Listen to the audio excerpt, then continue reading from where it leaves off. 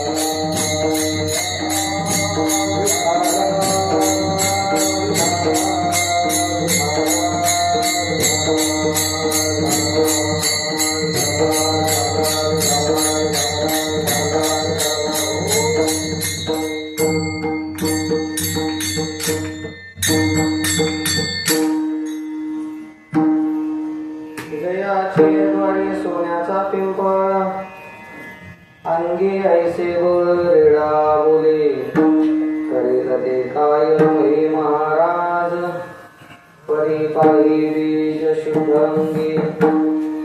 जयाने घातले मुक्तीचे गवांदे, मिळवले मांदे वैष्णवांचे, करील ते काय हे महाराज, परी पाही बीज शुभंगी.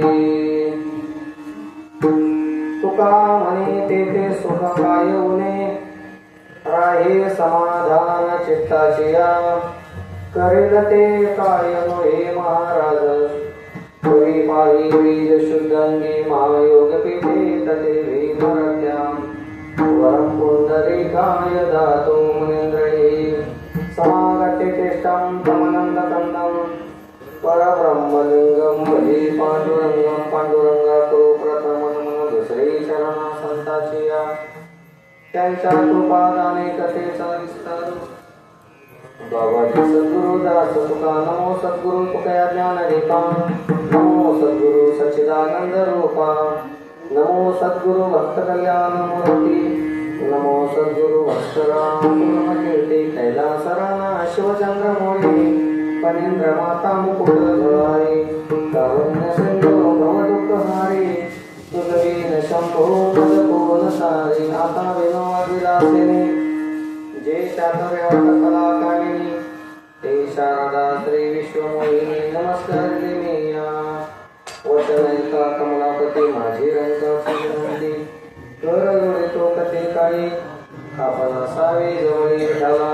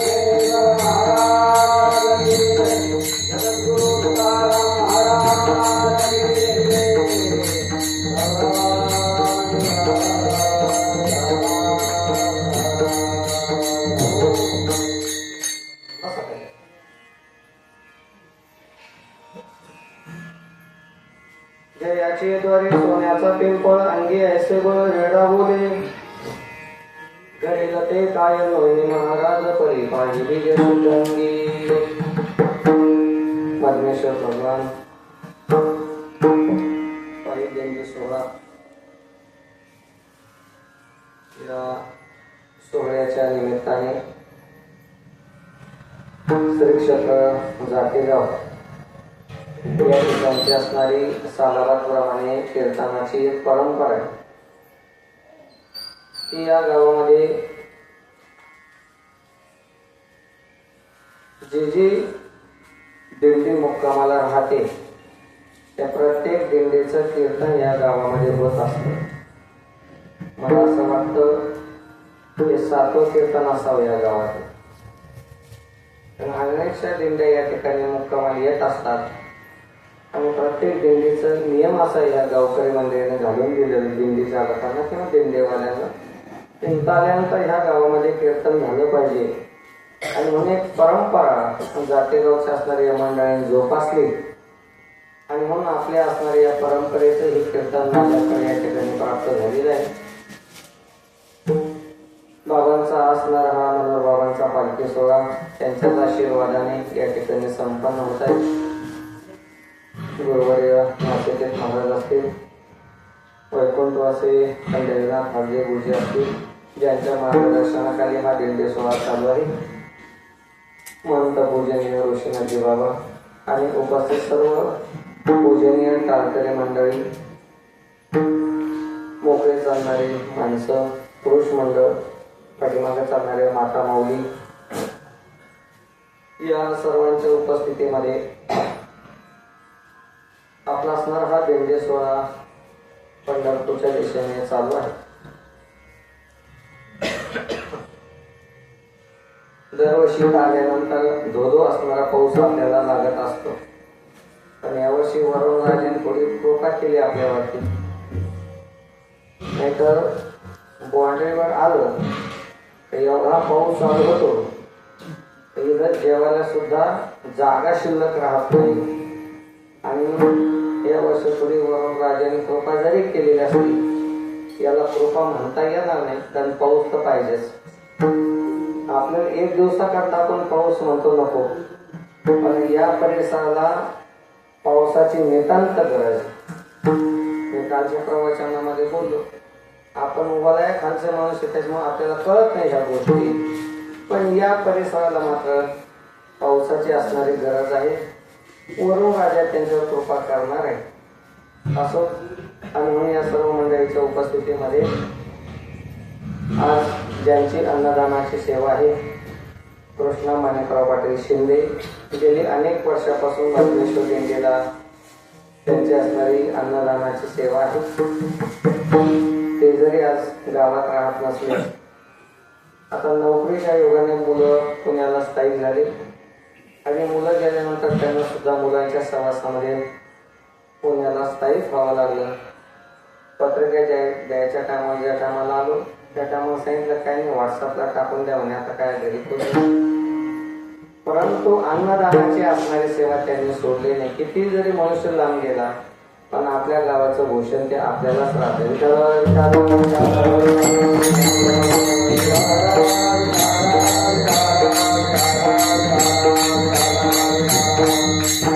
आणि म्हणून आपला असणारा हा पायी दिंडी सोहळा सर्वांच्या खेळीमेळीच्या वातावरणामध्ये चालू आहे. जास्त वेळ आपल्याला काही कीर्तन करायचं नाही. 9:30 कीर्तन चालू झालं, 10:30 आपण जिकडे तिकडे करणार आहोत. 1 तासाचं वाचालीचं कीर्तन असतं. घड्याळ पाहू नका, मी 10:30 वाजवणार, पण नाही म्हणून आपला फवारा मारून दिला बघा. एक अर्धा तासाचं कीर्तन आहे. वाचालीचं कीर्तन म्हणजे आता तुम्हाला असं वाटतं काय मी दमलो नाही. सगळीच माणसं दमलेली असतात. मोकळे चालणारे जमतात, भजन म्हणणारे दिवसभर जमतात, रथ चालकही जमतात. ते तुम्ही म्हणतात मला तिथं बसून जातात, ते तुम्ही बसून सुद्धा पडत नाही. असं वाटतं पायी चालव, पायी चालणाऱ्याला असं वाटतं गाडीत बसव, गाडीत बसणारा असं वाटतं पुन्हा पायी चालवतं. म्हणजे माणसाला एका ठिकाणी स्थिर राहता येत नाही. कारण सर्व गुण संपन्न माणूस असल्या कारणाने सगळे ऋतू आणि सगळे असणारे या अवयवाला जो तो उपभोग केला पाहिजे. आणि म्हणून असो वाचालीचं कीर्तन आहे. पंढरपूरच्या दिशेने आपण चाललेलो आहोत आणि अभंग जो निवडलेला आहे तो तुकाराम महाराजांचा अभंग आहे, सर्वांच्या परिचित आहे. अभंग निवडण्याचं एक कारण असं आहे, इथं आल्यानंतर पूजनीय नाशिक महाराजांची आठवण झाल्याशिवाय राहतो. प्रत्येक ठिकाणी त्यांची आठवण होते नाही असं नाही, पण आजच्या असणाऱ्या कीर्तनामध्ये त्यांची विशेष आठवण होत असते. कारण त्यांचा नेहमीच कीर्तनाचा हा अभंग असायचा बाबा. नेहमी बाबांचं कीर्तन चालू झालं तर त्यांनी बऱ्याचशा वेळेस मला चांगलं आठवतं, येतं गाव आम्ही विठोबाचे नाव आणि जयाचे द्वारे त्यांच्या अभंगाचे फिक्स असायचे आणि या ठिकाणी खाली असणारे बाबा त्या ठिकाणी कीर्तन करायचे. आणि म्हणून ते मनामध्ये भाव निर्माण झाला. तसं काय चिंतन काय अभंगाचं केलं नाही. त्यांनी भजन चालू कुठे चिंतन करत बसतात, चिंतन करत वाटचालीनं पुढे चिंतन करत बसतात. चिंतन करणं म्हणजे झोपेला आमंत्रण आहे.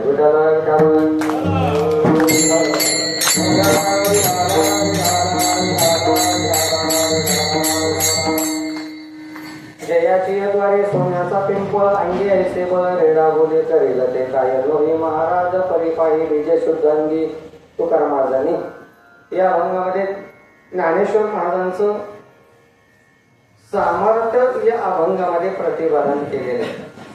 ज्ञानेश्वर महाराजांच्या ठिकाणी किती सामर्थ्य आहे. अंगी ऐसे बळ रेडा बोले ज्ञानेश्वर तुकाराम महाराज सांगतात. मौलींचं वर्णन करत असताना काय वर्णन केलं का त्यांच्यामध्ये एवढे सामर्थ्य शक्ती आहे का निर्जीव असणारा तो रेडा होता पण त्याला सुद्धा संतांनी बोलायला लावलं. वास्तविक देव आणि संतांमध्ये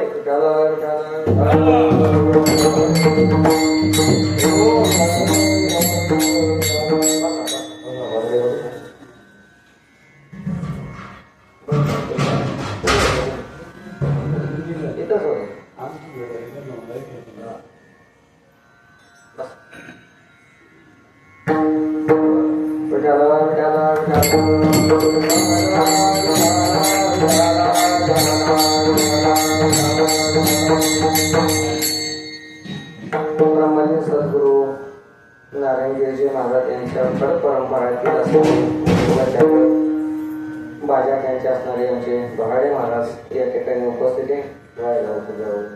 वैराग्य भक्ती सदा अलंकृत साधू संन्यास योग मुखे वेदांत शास्त्र नेती नमो नारायण क्रीम ब्रह्मस्वरूप असं ज्यांचं वर्णन आहे. सद्गुरु नारायणगिरी बाबांची खूप सेवा करण्याचा योग त्यांच्या जीवनामध्ये प्राप्त झाला.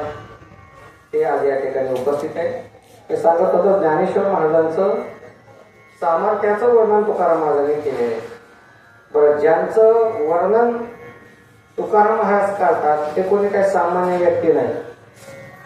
संतांनी या जगामध्ये अनेकांचं वर्णन केलं पण वर्णन करत असताना ज्यांच्याकडे काहीतरी होतं म्हणून संतांनी त्यांचं वर्णन केलं. ज्ञानोबरांचा काय अधिकार आहे का संतांनी त्यांचं परत होतं. ज्ञानेश्वर महाराजांचं वर्णन करत असताना इतकं गोड वर्णन केलं सगळ्या संतांनी केलं. तुकाराम महाराजांनी केलं, नाथ महाराजांनी केलं, जनाबाईने केलं, गोरोबा काकाने केलं. सगळ्या संतांनी ज्ञानेश्वर महाराजांचं वर्णन केलं. नाथ महाराजांना विचारा तुम्ही ज्ञानोबरायांचं वर्णन केलं कोणत्या अनुषंगाने केलं. नाथ महाराज सांगतात मी ज्ञानेश्वर महाराजांकडे पाहिलं तर एवढं ज्ञान ज्ञानोबरायांच्या ठिकाणी होतं तर त्या ज्ञानेश्वर महाराजांचं स्वप्नामध्ये नाथ महाराजाला मौलींचा दृष्टांत झाला आणि सांगितलं मौली एक काम करा. नाथ महाराज एक काम करा, माझ्या असणाऱ्या कंठाला आजान वृक्षाची मुळी लागलेली आहे तुम्ही तेवढं आळंदीला या आणि तेवढी असणाऱ्या आजान वृक्षाची मुळी बाजूला काढा.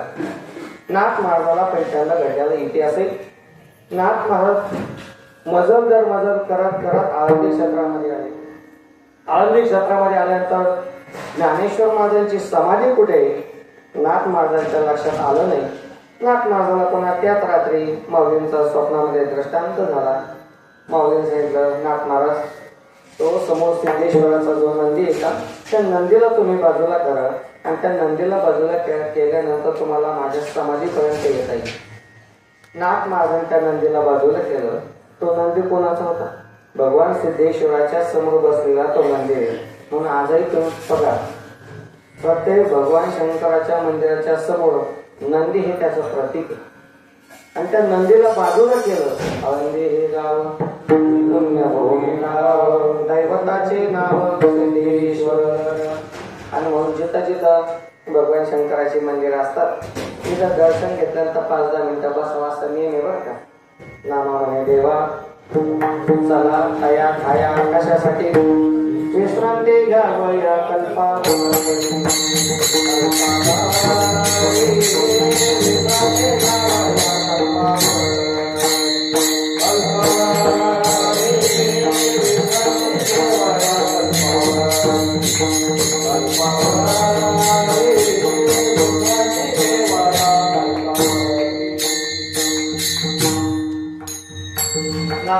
देवा चला तया काया विश्रांती द्यावया कल्पावरी. भगवान शंकराचं मंदिर नंदीला बाजूला केलं. नाथ महाराज माऊलींच्या समाधीमध्ये गेले आणि समाधीमध्ये गेल्यानंतर माऊलींचं दिव्य स्वरूपाचं दर्शन नाथ महाराजाला झालं. नाथ महाराजाला दर्शन झाल्यानंतर नाथ महाराजांनी विनंती केली माऊली तुमचं तर असणारं हे शरीर परिपूर्ण आहे. तुमच्या असणाऱ्या कंठाला कुठेही आजान वृक्षाची मुळी लागलेली नाही तरी तुम्ही मला स्वप्नामध्ये दृष्टांत दिला तर आजान वृक्षाची मुळी माझ्या गळ्याला लागलेली आहे. माऊलीने सांगितलं नाथ महाराज एक काम करा हे समोर ठेवलेली ज्ञानेश्वरी, त्या ज्ञानेश्वरीचं शुद्ध लेखन तुमच्या हाताने करा. आणि या जगामध्ये पूर्व सुरुचीमध्ये असणारी जी ज्ञानेश्वरी ती कशी झाली, त्या ज्ञानेश्वरीमध्ये खाडाखोड झाली, तेवढी असणारी ती ज्ञानेश्वरी तुम्ही दुरुस्त करा. आणि नाथ महाराजांची असणारी ज्ञानेश्वरी गोदावरी तटी कपिला षष्टीच्या पर्व काळावरती प्रतिष्ठान गोदावरी लेखन कामाची संपूर्ण झाली.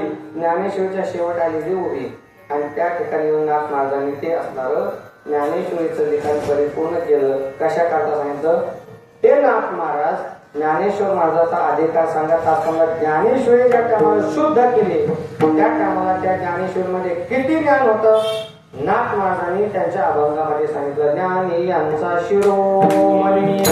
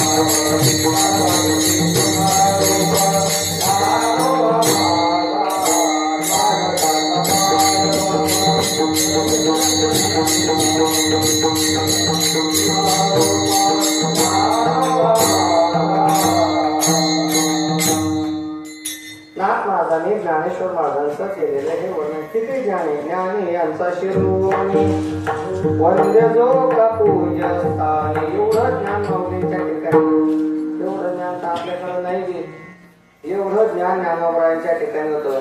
पण त्या ज्ञानाचं वर्णन करत असताना ज्ञानेश्वर महाराजाला उपजतच ज्ञान होतं. त्यांना ज्ञान प्राप्त करावं लागलं नाही. या जगामध्ये दोन संत आहेत, एक साधक संत म्हणतात आणि एक सिद्ध संत म्हणतात. आपण संत पाहतो, साधूही पाहतो, वर्णन केलं आपण पहिल्या दिवशी प्रवचनामध्ये. या जगामध्ये साधू आणि संत हे दोन स्वतंत्र प्रकार संतांनी संतवाङ्मयामध्ये मांडलेले. जिथं साधू शब्द आला तिथं त्यांचं सामर्थ्य बघा, आणि जिथं संत शब्द आला तिथं त्यांची सत्ता बघा. पुन्हा हे वाक्य सांगतो, साधू शब्द ज्या ज्या ठिकाणी येत असतो तिथं त्यांचं सामर्थ्य बघायचं. मग 11ही अभंगामध्ये संत आहात कुठेही वर्णन नाही, तुम्ही साधू आहात. माऊलीला मात्र त्या ठिकाणी साधू म्हणून वर्णन केलं. आणि एवढं ज्ञान असताना तैसे जसेचे वाटना पाहता वैसेचे गावा नाहीता बालपणीचं सर्वज्ञता वरी तया. ते ज्ञानेश्वर महाराजाला उपजतच ज्ञान होतं, त्यांना ज्ञान घेऊन यावं लागलं नाही. याला म्हणतात सिद्ध संत. आणि साधक संत कोणाला म्हणतात, जगद्गुरु तुकाराम महाराजांना. कशावरून, कारण तुकाराम महाराज अवताराला आले. तुकाराम महाराजाची गाथा पाहिली का आपण, गाथा जाऊ दे, नसली पाहिजे तर काही नाही, घेऊ विकत आता, जाऊ दे. घरामध्ये ज्ञानेश्वरीने गाथा ठेवा. आपल्या नशिबाने आपण 10 नाही 50 लाखापर्यंत बंगले बांधणारी माणसं आहे. परंतु ज्या भूमीमध्ये आम्ही जन्माला आलो त्या भूमीतला ग्रंथ सुद्धा आपल्या घरामध्ये नाही. त्याच्यासारखं दुर्भाग्य या जगामध्ये कोणतंच नाही. घरामध्ये ग्रंथ असले पाहिजे. काय करतात ग्रंथ, तुम्ही वाचू नका ग्रंथ. मी म्हणत नाही तुम्ही रोज उठा ज्ञानेश्वरी वाचून गाथा वाचत बसा. सकाळी उठल्यानंतर फक्त डोकं टेका येतं. ज्ञानेश्वर महाराज तुकाराम महाराज कधी ना कधी कृपा केल्याशिवाय राहणार नाही. माणसं म्हणतात महाराज आम्हाला डोकं टेकायला सुद्धा वेळ नाही. काय सांगा तुम्हाला माहित नाही का काय काम राहते घरी.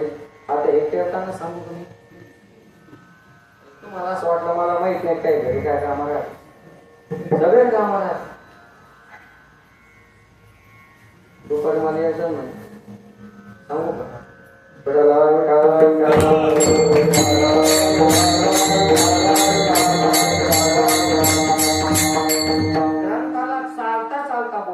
ज्ञानेश्वरीला सहज बोट लावा. सहज जरी ग्रंथाला बोट लावलं तर तो ग्रंथ कधी आयुष्य मरेपर्यंत आपल्याला सोडणार नाही. त्या ग्रंथाची ती ताकद असते, संत वाङ्मयाची ती ताकद असते. आणि ते ज्ञानेश्वर महाराज सांगतात, साधक दशेचं चिंतन करत असताना तुकाराम महाराज सांगतात, मी जन्माला आलो, अवताराला आलो. देहू गावामध्ये माझा जन्म झाला. गावामध्ये एक बनलेलं मंदिर होतं. त्याला असं वाटतं त्याचा जीर्णोद्धार करावा, पण कसा करावा? स्वतःच्या असणाऱ्या शेतातील धान्य विकून तुकाराम महाराजांनी त्या मंदिराचा जीर्णोद्धार केला. तुकाराम महाराजांना असं वाटलं मंदिराचा जीर्णोद्धार झाला, आता गावामध्ये भजन चालू झालं पाहिजे. मग गावातल्या भजनी मंडळासह तुकाराम महाराज सांगतात, मी भजनात जायला लागलो. भजनाला जाता जाता काही पाठांतरे केली, संतांची उत्तरे. काही पाठांतर करावं लागतं का नाही? भजनाला जायचं म्हटलं, दिंडीला जायचं म्हणजे पाठांतर लागतंच आपल्याला. प्रत्येक अभंगाच्या चाली, प्रत्येक अभंगाचे ठेवण, कोणत्या अभंगाला कुठे वजन द्यायचं. वजन म्हणजे असं दगडाचं वजन नाही, साधित त्याचं बोलत असेल किती वजन द्यावं त्याला, किती वजनामध्ये ती चाल उचलावी. आमची मंडळी भजन म्हणून म्हणून फार असं घसाचे बसून गेलं भजनी मंडळ. यंदा तर आता काय नवीन राहते, नवीन माईक सिस्टीम आहे, आता काय कमी नाही. परंतु म्हणत असताना याच्यामध्ये लघुचुंबक आहे. या माईकमध्ये तुमच्या माहिती करता सांग घसा काय असतो. आणि ह्या लघुचुंबकामध्ये काय असतं, आपल्या तोंडातले जे ठोका असतो ना, तो भजन म्हणून म्हणून आपाप ओढल्या जातो. आणि ओढल्यानंतर हे सगळं मोकळं होतं तोंडातला ओंकार. त्याच्यामध्ये कोणताही स्पष्ट उच्चार निघत नाही. आणि मग परिणाम असा होतो तर घसा बसल्या जातो. त्याचं हेच कारण याच्यामध्ये काही स्पंदन असतात. ते स्पंदन आपाप आपल्या मुखातले शब्दातले असणारे जे स्वर असतात ते ओढून घेतले तर घसा अगदी मोकळा बसतो.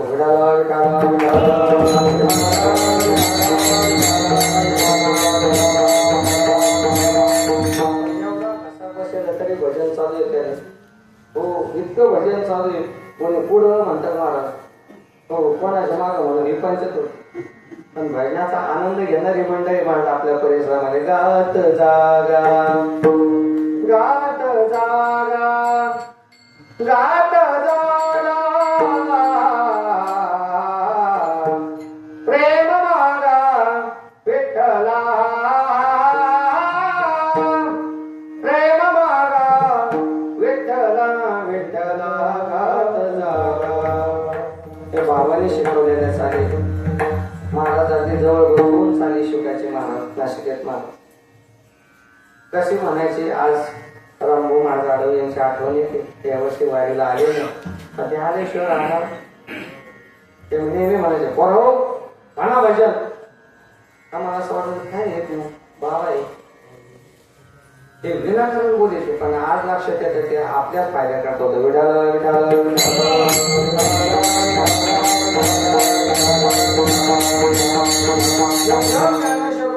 तुकाराम महाराजांचं सामर्थ्य करत असाल. तुकाराम महाराज म्हणतात गावातलं मंदिर बांधल्या गेलं. गावात जुन्या काळातील काही भजनी मंडळ होते, त्यांना बोलून त्यांच्या संग भजन करायला लागलं. भजन करता करता गावातल्या लोकांना सांगितलं, तुकाराम महाराज तुम्ही जर एकादशीला कीर्तन करत जाता म्हणे. तुकाराम महाराज सांगितलं मला काही कीर्तन येत नाही. मग त्यांनी सांगितलं काही संतांची पाठांतर प्रमाणात पाठ करा म्हणे. तुकाराम महाराज सांगतात मी गाथा पाठ केली, नामदेव गाथा पाठ केली. आणि नामदेव गाथा पाठ त्यांचं कीर्तन चालू केलं. प्रत्येक 15 वाड्याला, महिन्याच्या वाड्याला कीर्तन चालू झालं. पण गावातल्या महाराजाचं लोक कीर्तन ऐकत नाही. गावातला दिंडीतलाच काही काही झोपून काही बसू आपण जास्त काय सगळे जायला पाहिजे असं काही नाही. काही बिराडाला राखा नको का, असं काय करता तुम्ही? काही बिराडाला राखण ठेवावं लागते. 4 माणसं बिराडाला राखण आणि 1 जण कीर्तनाला. गणित चांगले आपलं, काय अडचण येईल आणि तिकडचं सांग दुसऱ्या देवी आपले सगळे आलेले. तुकाराम महाराज सांगतात रोज माझं कीर्तन कोण ऐकलं, रोज कोणी काय कीर्तन ऐकलं नाही. मग तुकाराम महाराज सांगितलं आपण एक काम करू म्हणे, परगावच्या एखाद्या महाराजाला कीर्तनाला बोलू. मग असं करता करता एखाद्या बाहेरगावच्या कीर्तनकाराला तुकाराम महाराजांनी बोलायला चालू केलं. पण श्रावण महिना चालू झाला. श्रावण महिन्यामध्ये त्या कीर्तनकाराला 1 महिन्याचा अगोदर सांगून ठेवलं. तेव्हा फोन, व्हॉट्सअप, इंस्टाग्राम, फेसबुक मग असं काही नव्हतं त्या काळात. अगोदरच ते कीर्तनकार त्या तिथेला त्या गावात जाणार. पण पाऊस आल्यामुळं काय झालं, तो कीर्तनकार त्या गावात आलाच नाही. मग कुणी कीर्तन करायचं? तुकाराम महाराज सांगतात मग त्या टायमाला मला कीर्तन करावं लागलं. अशी तुकाराम महाराजांची परंपरा सांगितली का? कारण तुकाराम महाराज साधना करावं लागेल. साधनेच्या अंतिम परमात्मा प्राप्त झाला. याला म्हणतात साधक संत. विडाला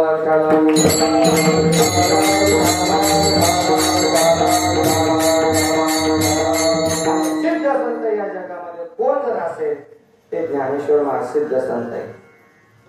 अजून कोण आहे? ज्ञानेश्वर महाराज फार लांब गेले, आम्ही काय माऊलीला बघितलं नाही.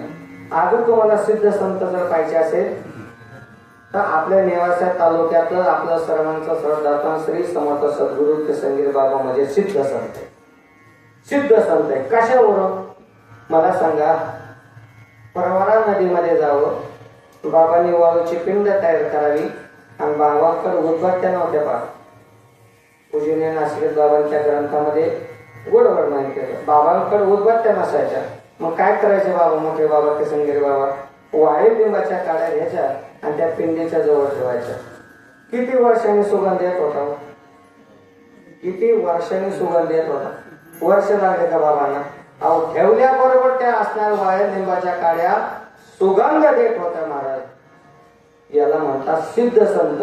बाबांना काही करावं लागलं नाही. ठेवल्याबरोबर जर त्या पेट घेत होत्या आणि त्या सुगंध देत होत्या, याला म्हणतात सिद्ध संत. अजून कोण आहे सिद्ध संत? ज्यांचा पालखी सोहळा आपण चालवतो, योगी मनोहर बाबा सिद्ध संत महाराज. सिद्ध संत. बाबांना स्वतः साधना होती महाराज. सगळं काही सामर्थ्य बाबांकडे होतं महाराज. असे कितीतरी अनुभव पूजनीय नाशिकात महाराजांनी रामभाऊ महाराज सांगायचे बाबांचे. ते कधीही सांगतात. आजही रामभाऊ महाराज उद्या पाऊस घेण्यात आले, सहज विचारा तुम्ही मनोहर बाबांचे अनुभव. ते सगळे अनुभव सांगतात महाराज. बाबांचे सगळे अनुभव. त्या दोन व्यक्तींना मात्र जवळून पाहत आलं बाबांना. आम्हाला थोडं कमी पाहत आलं बाबांना, कारण शाळेत असताना तेवढंच बाबांचं दर्शन व्हायचं. मध्ये सुट्टी झाली का मग बाबांच्या दर्शनासाठी जायचो पद्मेश्वरला. कशासाठी? काय नाही, बाबांकडे केळं राहायचे. बाबा सफरचंद लोक भेटायला आले का मोठ्या हाताने येत नाही बघा. साधूच्या दर्शनाला मोठ्या हाताने जायचं नाही, म्हणजे आपलं उठून घेतलं बरं. काही ना काही पायापाशी ठेवणार, केळं काय ठेवते बाबांजवळ. मग दुपारची अशी सुट्टी झाली तर बाबांकडे जायचं. बाबांना नलमुळे खूप आवडायचे. आओ बच्चे. मग बाबांकडे गेलं तर बाबा कोण केळीची फणी आणलेली असायची. तिथं बाबाचे भक्त परिवार बसले आले इकडे.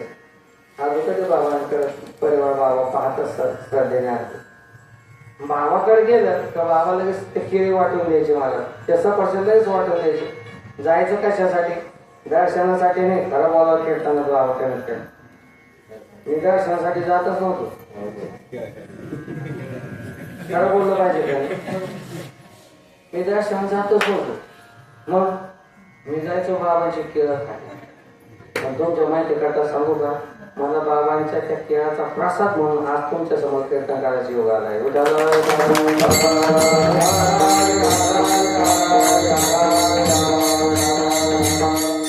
नाशिकात महाराजांचे मोठे चिरंजीव शशिकांत महाराजांचे वडील तिथं होते बाबांकडे शिकाय. शाळा सुद्धा तिथं झाली. बाबांकडे बरेच विद्यार्थी होते. नागपूरचे काही मंडळ होते.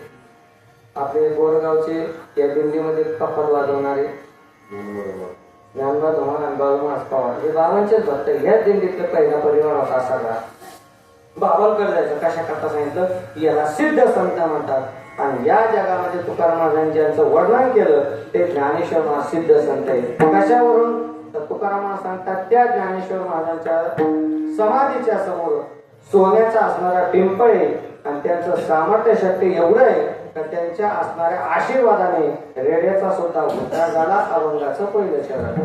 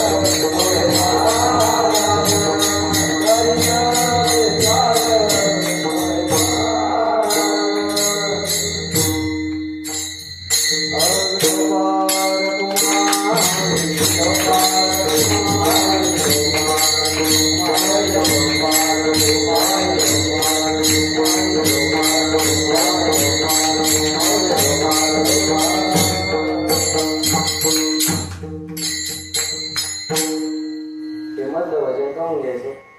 लोकांना असं वाटतं संपत आलं तर बोल संप होतं त्यांचा ते जाहिरात द्यावं लागते मध्ये पुन्हा फ्रेश होतात माणसं. जयाची हेद्वारी सोन्याचा पिंपळ अंगी ऐसे बळ रेडा बोले. काय बळ आहे ज्ञानेश्वर महाराजांचं? तर रेड्याला ज्ञानेश्वर महाराजांनी बोलायला लावलं. आळंदी क्षेत्रामध्ये ज्ञानेश्वर महाराजांची कोणी जवळ कोणी करेना.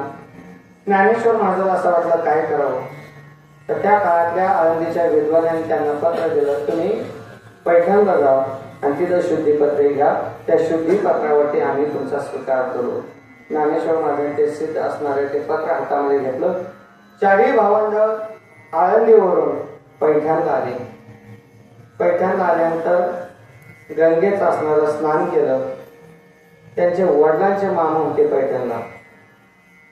मामाकडे गेले आणि असा इतिहास ज्ञानेश्वर महाराजांनी सांगितला. दुसऱ्या दिवशी ब्रह्मसभा बोलवली आणि त्या ब्रह्मसभेमध्ये ज्ञानेश्वर महाराजांनी आपल्या अंतःकरणातली इच्छा प्रकट केली, समाजाने आमचा स्वीकार करावा. ज्ञानेश्वर महाराजांनी हातातलं पत्र त्यांच्या समोर दिलं. त्या विद्वानाने ते पत्र वाचलं. तुमचे नाव तर फार सुंदर आहे. नाव निवृत्तीनाथ महाराज, नाव ज्ञानेश्वर, सोपान मुक्ताबाई, नाव तर देवासारखे म्हणे. लाख शब्दामध्ये ज्ञानेश्वर महाराज या संतांना बोलले महाराज. पण तो संतांच्या जीवनात कोणत्याही प्रकारचा परिणाम झाला नाही, कारण त्यांचं जीवन त्याच्याही पलीकडे गेलं होतं. कामा नाही झालो पायी रिकामा मिळले आशा पाश निवारणी. त्याच्याही पलीकडे ज्ञानेश्वर महाराजांचं जीवन होतं. हातातलं असणार ते पत्र बघितलं आणि तेवढ्यात रेड्या चालला होता. त्या रेड्याच्या पाठीवर पाणी होतं, पाखालीवरती असं पाणी होतं. त्याचा मालक होता वाकोबा कोळी.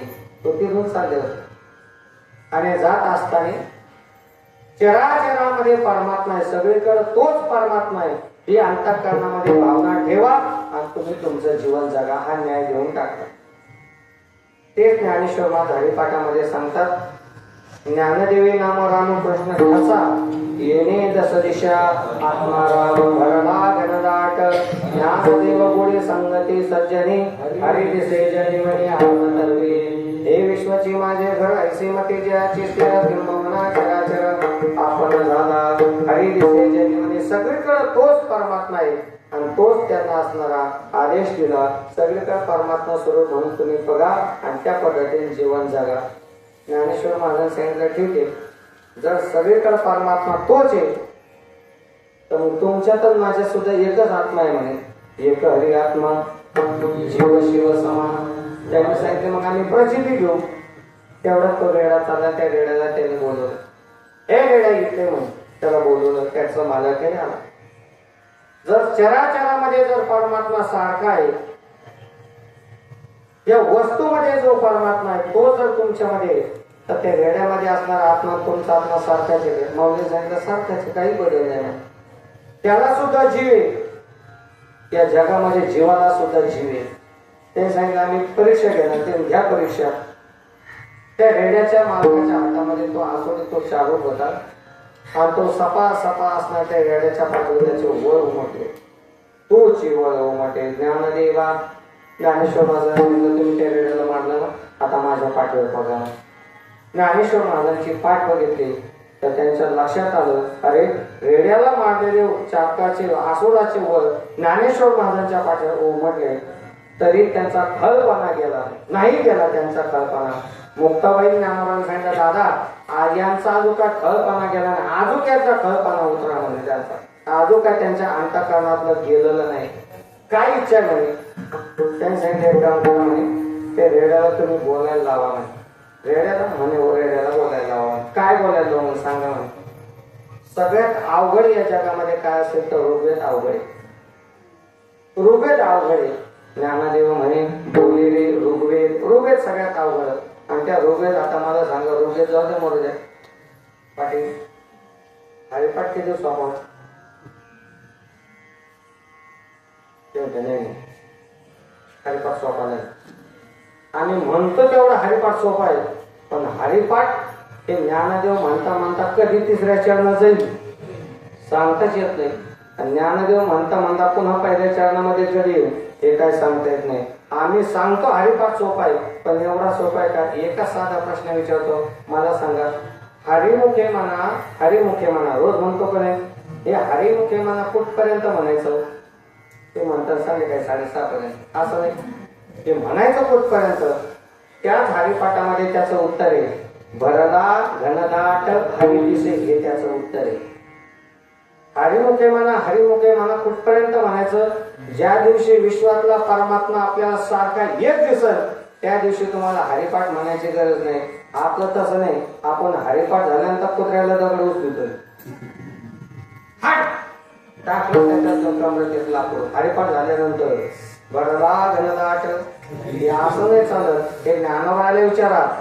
किंबहुना सर्व सुखी पूर्ण हो नीती लोकी भजी जो आदि पुरकी अखंडित.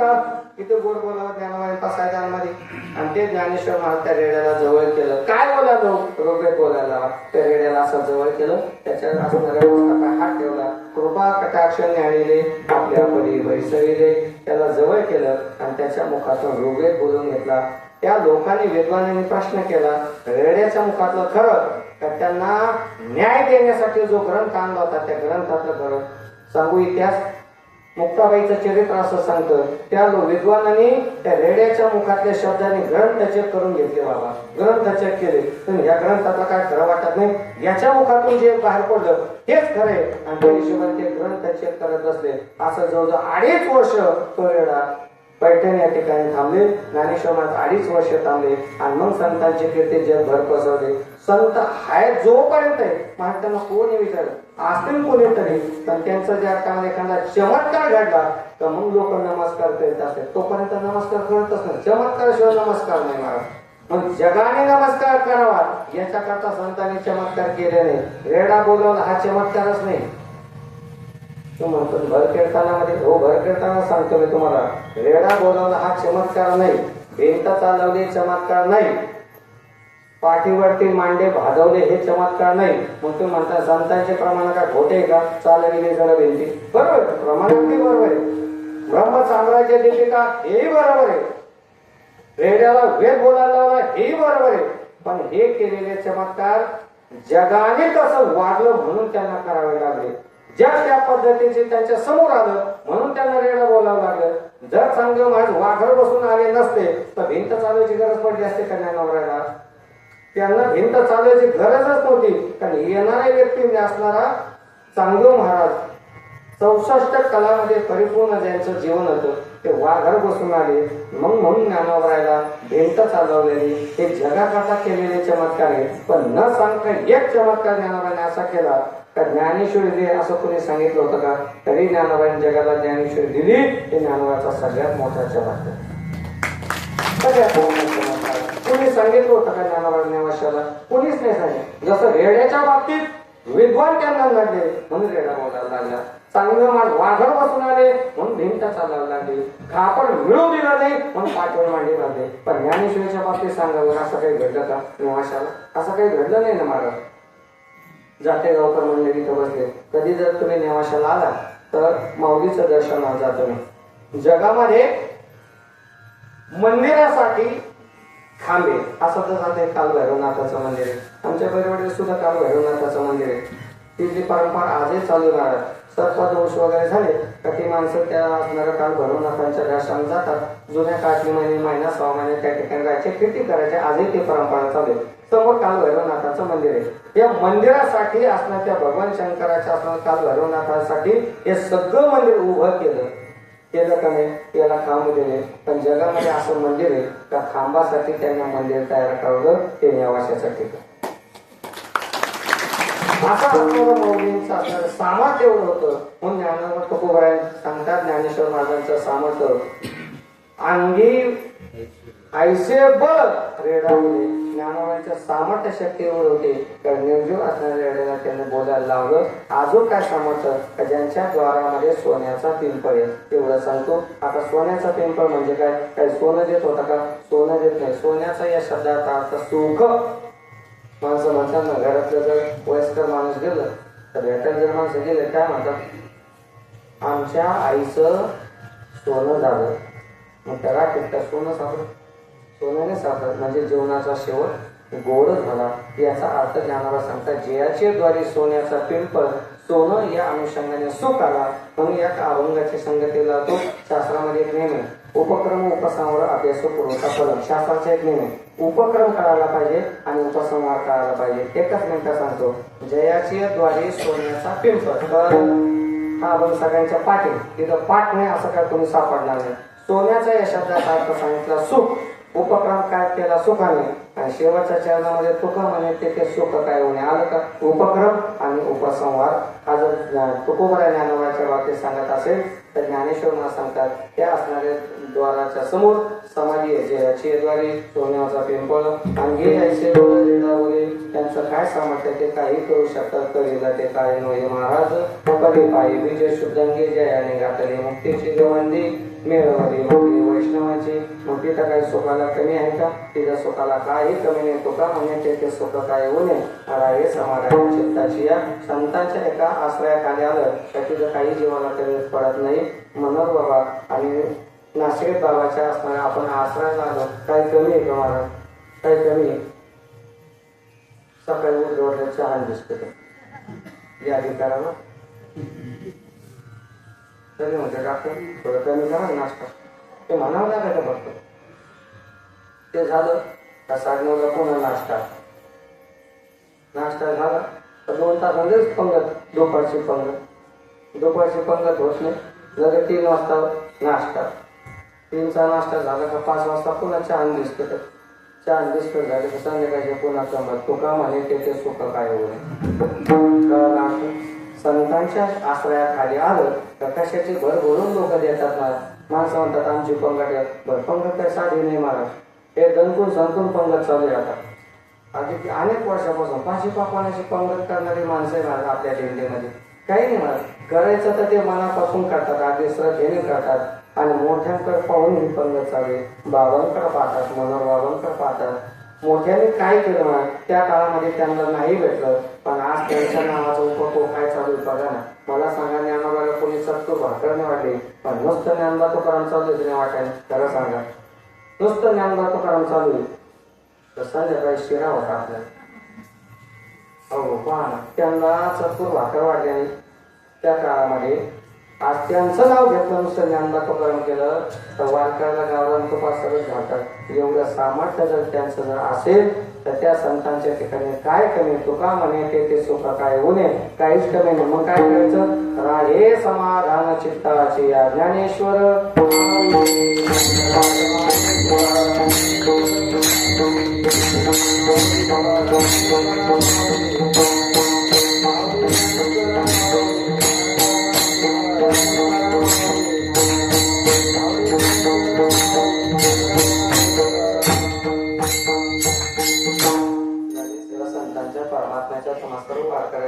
बाबांच्या चरणी सेवा समर्पित करतो.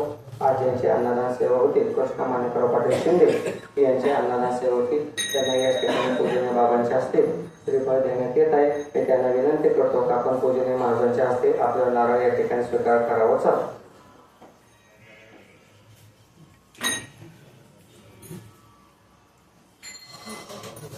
आपलं नारळ घ्या. 2 मिनिटं थांबा झालं.